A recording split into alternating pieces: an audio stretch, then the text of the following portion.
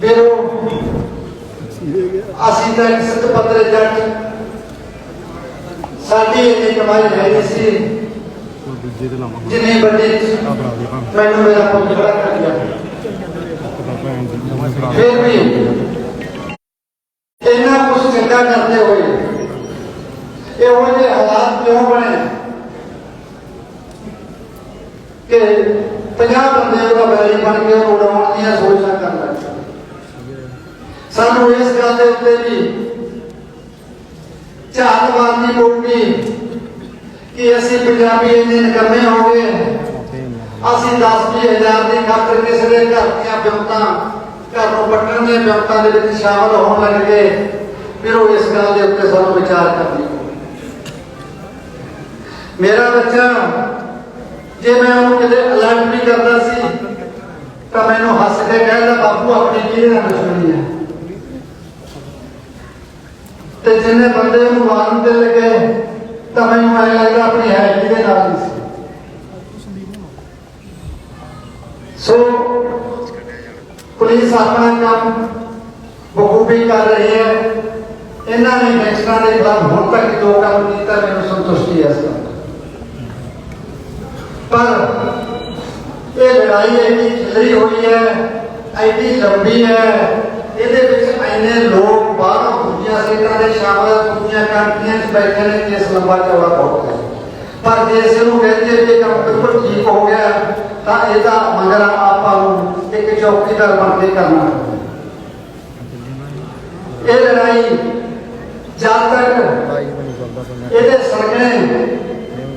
200 बंदा लेके VIP treatment लेके चलते रहेंगे, तब तक अपने हित के विरुद्ध ही जाते रहेंगे। तुसीं कल ही देखा होना कि सेंटर सरकार का फरमान है स्टेट को लॉरेंस की जान को खतरा है, जग्गू को खतरा है। मेरे 70-100 पर्चे करके खतरा किहनूं होवे, मैनूं होवे। जदों किसी ने धीआं पुत्तां नूं मारोगे जाके तो खतरे से आगे जे लोगों ने पुत मार के खतरा पुत्ता तो फिर डरते किस गल को, फिर सामना कर उसके हो। सारे ह्यूमन राइट्स दियां जो कमजोरियां ने ये छात्र मुकदमा खूब फैला सकते हैं। मैं मान लो सुप्रीम कोर्ट दे विच बैठे विद्वान जजां के सामने एक दुखी प्यो की हथ बन के बेनती है भी तुसीं भी इन्हां परिवारां चों जांदे हो, जदों इन्हां नूं इहो जिहियां पावरां दिंदे हो, थोड़ा जिहा साडा भी देख लिया करो भी एक 5-7 किल्ले वाले जिमीदार का बट्टा ते भी फसदा है।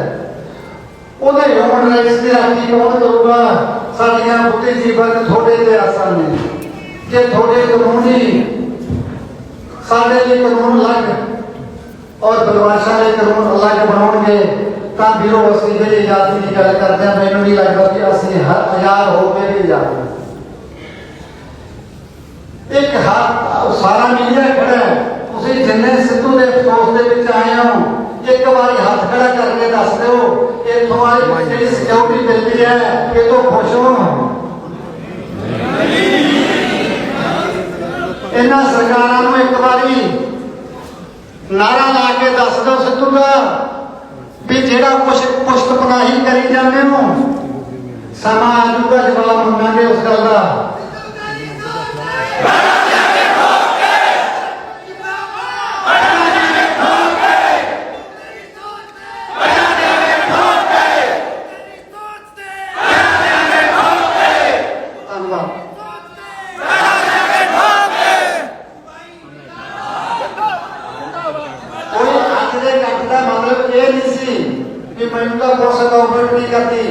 साडा मकसद यह सी जो आपां नूं 3 महीने हो गए भोग पाए नूं आपां भी होए सी इकट्ठे करी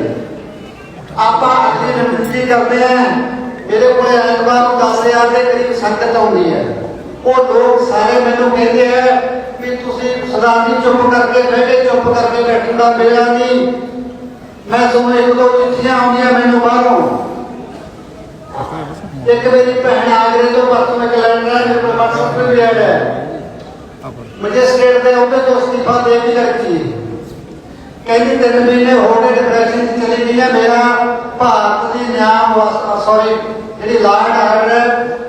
मेरा वो तो विश्वास उठ गया कि सिद्धू नूं इस तरह इन्ना अच्छा काम करते हुए मारिया जा सकता है तो मैनू यहो जे कानून चंगे नहीं लगते भी रिजाइन करके पूरी घरे बैठ के मेरे को नंबर है किसी प्रेस वाले भी ने गल भी कर दो मेरे फोन नंबर लेके पूछ लो मेरे से मेरी गल तो यकीन ना हो तो जदों जदों यहो जे पढ़े लिखे बंद भी इन्हां फैसलों को इन्हां बदमाशों को तंग है भी जिहदा जी करता है जिन्हों मर्जी धमकी दे देना हुण तां भी सिद्धू तो बाद तक ट्रेंड बन गया इस गल का भी हुण तक अगला कहना निक्के मोटे काम नूं छड्डो यार हुण तां इस काम च फायदा है लाल टी शर्ट पाओ ब्रांडेड तीजे दिन 200 बंदा कर्मचारी लैके चलो बुलेट प्रूफ गड्डी च बह के जाने इन्हां दा बंदा कोई मरदा नहीं कदे भी कदे गैंगस्टर नूं गैंगस्टर नहीं मारदा मारदा की आम लोग ते पुत मरते हैं साडे मरते हैं जिन्हां कोल सुरक्षा नहीं होंदी असीं बेलोड़े मार बैठे होंदे जिहदे मर्जी गोली मार के चुक जाते हैं ये कदे तुसीं देखिआ भी कदे किसी गैंगस्टर ने गैंगस्टर नूं मारता होवे किसी उत्ते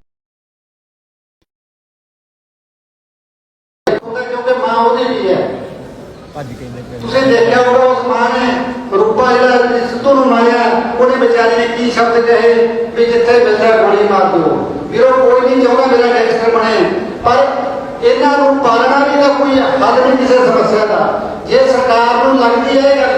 भी ये बंदे बड़े चंगे ने इन्हां नूं सुरक्षा देण दी बजाए इन्हां नूं ग्रांटां दे के इन्हां कारोबार खोल के इन्हां कित्ता कैस ला लो कोई दुकान खोल के बह जाओ लोकां दी पुੱਤ क्यों मार दो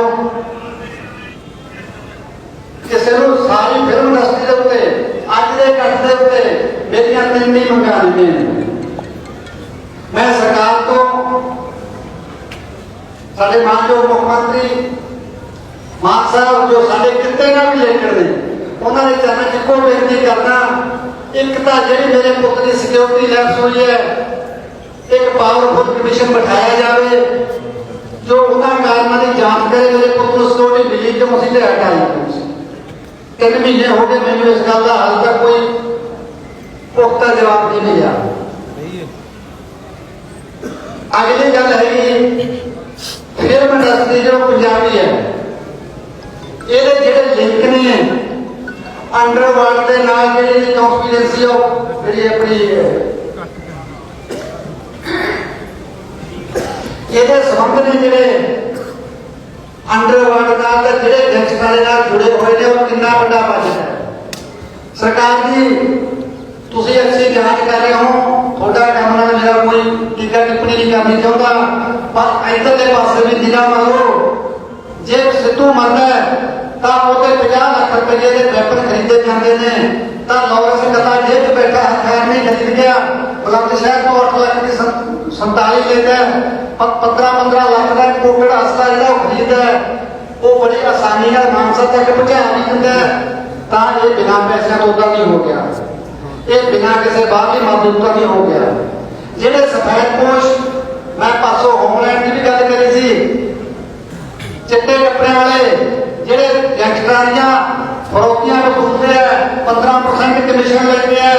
इन्हां दे FCU जी साडी फाइनेंस कंट्रोल यूनिट है उन्होंने भी माड़ा इन्हां दा लेखा जोखा देखना चाहिए कि पिछले 2 साल में 100 किला लिया कि 50 किला लिया इन्हों को चेक करना नहीं जो जो सिक्योरिटी दिंदे हो तो एक गल जरूर यकीन कर लेना चाहिए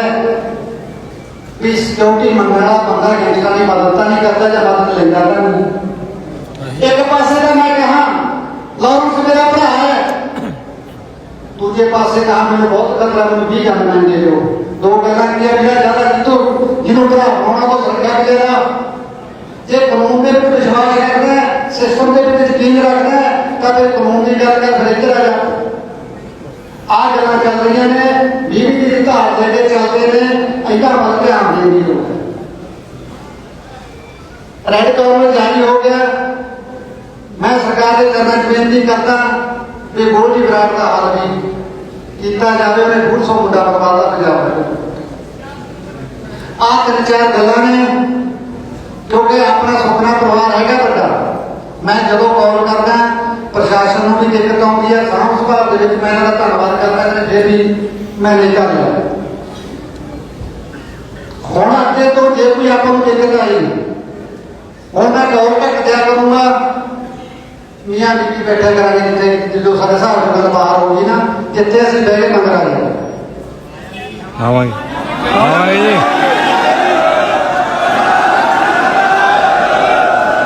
हम तक तुम जिन्ना सहयोग दिता है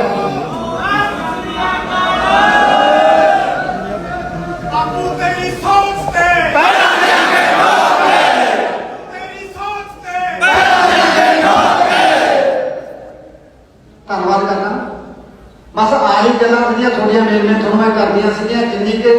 सारे जो मेरे को ऐतवार को आने भी गल्लां पुछदे आ की होया किन्ना होया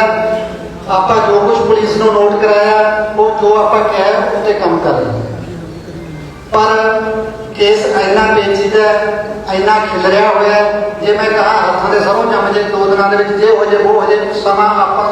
जो प्रॉपर बनता आप देवे कोऑपरेट भी करा जिन्ना आप दिता कि आप हम तक किया की है क्योंकि जे आप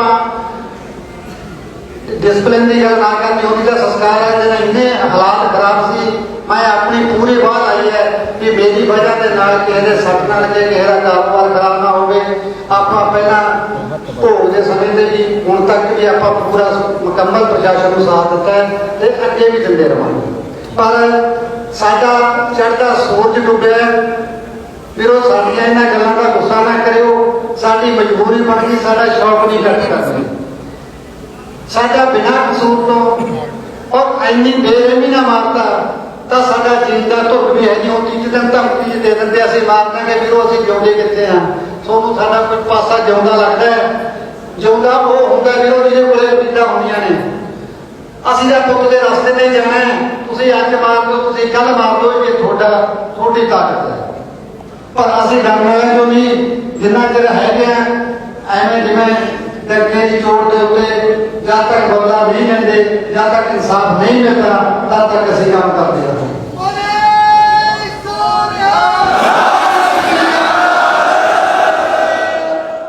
ਹੁਣ ਮੈਂ ਤੁਹਾਨੂੰ ਸਾਰਿਆਂ ਨੂੰ ਬੇਨਤੀ ਕਰਦਾ क्योंकि इकट्ठ काफी है जे आप एक दूसरे के वायदे के विधिया कर्मचारी सारे भरावों हथ बन के बेनती भी देखो तुम मैं दूंगा मैं घंटा टाइम दे दूंगा कोई नहीं पर जो आप तुरना है वो जो आप कवरेज करते हैं 60 बजे तुम भी देख सकते हो पिछले बड़ी तुरते हो तो हम आप जवाहर के पिंड में असं इतों जावे लास्ट नाइट जितने पुत के लास्ट चरण पे ने उतो मोमबत्ती ला के आप अपने घर में जावे पर सारी प्रक्रिया पर शांतिपूर्ण पुलिस को सहयोग कर रास्ता ट्रैक दस दो बुजुर्गो ट्रैक सो मीडिया कैंटर दिता हुआ कैंटर के चढ़ना सो कैंटर दिता हुआ कैंटर के चढ़ के कवरेज करनी है सो मूवे सारे सब कोई नंबर है 2 मिनट के लिए रुको